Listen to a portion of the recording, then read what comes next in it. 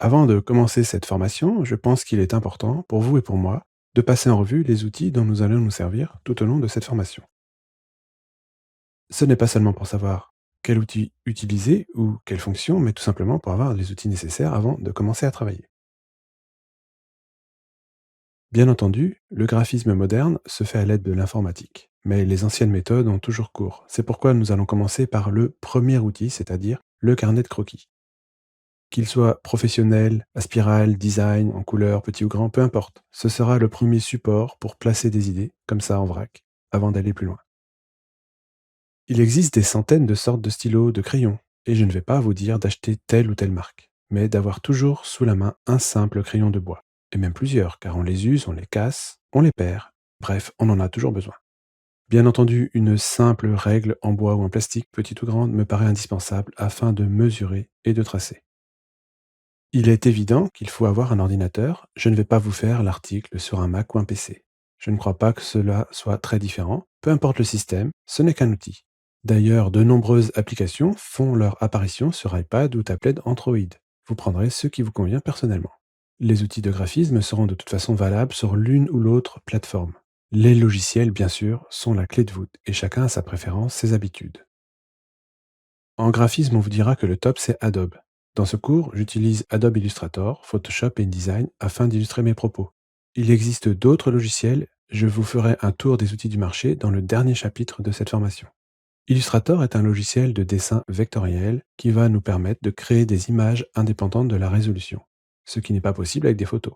C'est donc une application idéale pour créer des logos, des plans, des icônes, et ce sans limitation de taille. Photoshop est probablement l'application graphique la plus connue. Il s'agit d'un outil de retouche et d'amélioration des images. Les images ne sont pas des dessins vectoriels. Elles sont donc dépendantes de la résolution. On ne peut pas les étirer indéfiniment. Il faudra donc faire attention. InDesign est l'outil de mise en page. C'est avec InDesign que nous ferons l'assemblage des éléments créés dans Photoshop et Illustrator. InDesign possède un contrôle très poussé de la typographie qui permet de faire des fantastiques documents, tant pour l'impression que pour les tablettes, ou même des éléments interactifs. On pourrait dire qu'InDesign est une sorte de Word poussé aux stéroïdes. Quoi qu'il en soit, ces trois logiciels forment le socle des outils PAO. L'abonnement mensuel à Creative Cloud vous permet d'accéder à tous les outils de graphisme d'Adobe et en plus à des services comme Adobe Font pour les polices, Adobe Stock pour la banque d'images et de templates, et même un stockage de vos fichiers dans le cloud afin de retrouver votre travail en vous connectant à votre compte depuis n'importe quel ordinateur, téléphone ou tablette. Vous pourrez tester gratuitement les logiciels pendant 7 jours, ou vous abonner pour 19,50 € par mois avec un compte étudiant, ou encore pour 59,99 € et accéder à la formule complète. Il existe aussi des abonnements à un seul logiciel. Je vous invite à aller consulter le site d'Adobe pour plus de renseignements. Il existe aussi des variantes, des alternatives à l'abonnement CC. Je vous ai regroupé dans ce tableau des versions de logiciels qui peuvent être des alternatives. Dans la première colonne, nous allons parler de Photoshop. Son alternative la plus connue est GIMP. GIMP est un logiciel de retouche distribué de façon libre. Vous pouvez même modifier le programme si vous en sentez les capacités. Toutefois, son interface est un peu plus difficile d'abord. Un grand concurrent est Affinity Photo. Pour un prix modique, il va vous permettre de faire la plupart des choses que fait Photoshop. Un autre concurrent à Photoshop est Lightroom, pour la partie développement de photos, mais pas pour la retouche ou le photomontage. Enfin, si vous voulez voyager léger, je vous parlerai de Photopea, un site qui se présente sous forme d'application avec une interface copiée sur Photoshop. Pour concurrencer Illustrator, il y a Inkscape, qui est le logiciel libre, un peu ce que GIMP est à Photoshop. Inkscape est toutefois très efficace.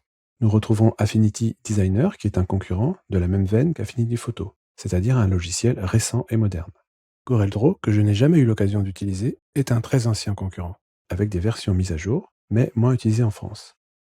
Et pour finir avec les outils web, je vous parlerai de Gravit Designer, un outil qui se présente sous forme d'application web dans sa version gratuite. Pour concurrencer InDesign, il y a Scribus, c'est un logiciel libre, en quelque sorte le GIMP d'InDesign. Toutefois, son interface, je ne vous le cache pas, est un peu difficile. Mais vous pourrez vous en servir pour faire des documents pas trop compliqués, et il aura quand même toutes les fonctions pour faire des PDF et autres exports de votre mise en page. Affinity Publisher se positionne comme une alternative sérieuse avec un tarif très agressif. Le concurrent historique, Quark Express, remonte un petit peu sur le devant de la scène avec des gens qui ne veulent pas prendre un abonnement Creative Cloud. C'est un logiciel extrêmement complet. Parmi les outils web, il y a Canva, un outil qui se présente sous forme d'application web qui vous permettra de créer très rapidement des visuels en puisant dans sa banque de templates. Bien qu'elle ne soit pas indispensable, la palette graphique vous sera très utile pour faire du détourage en Photoshop ou du dessin dans Illustrator. Toutefois, pour commencer, il n'est pas indispensable de s'en équiper car le coût est assez conséquent. Il ne nous reste plus qu'à passer au projet à proprement parler, une fois bien équipé, et c'est ce que je vous propose de faire dans la vidéo suivante.